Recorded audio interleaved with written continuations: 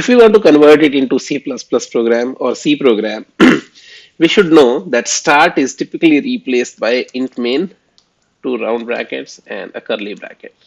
So these two lines that you are seeing, these are equivalent of start. Now end equivalent in C++ is, we should go here and say return 0 and put the closing curly bracket. So this is the end equivalent, and these two lines. So two lines for start, two lines for end. So now we are seeing that our language neutral program is getting converted into a C++ program. So let me save this. So two things done. Now int is a valid data type in C. So these three variable declarations are perfectly valid in C++. So no need to change anything. For reading and writing, we typically use built-in functions.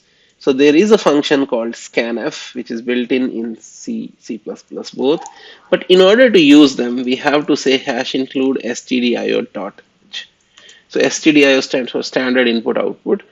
So once we hash include this file, we will be able to use the built-in functions and the syntax. Now syntax is something that we need to learn from the language. How do I read two variables using scanf? Scanf is the function.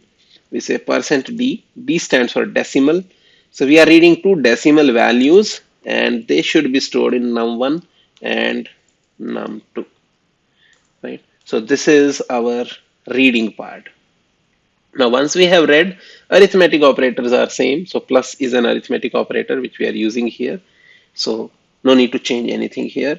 Now, when we are writing the output, the corresponding function in both C, C++ available is printf, and that uses similar syntax to scanf. So we say %d, comma, sum. So there's one difference between scanf and printf. Scanf uses ampersand, printf doesn't use ampersand, right?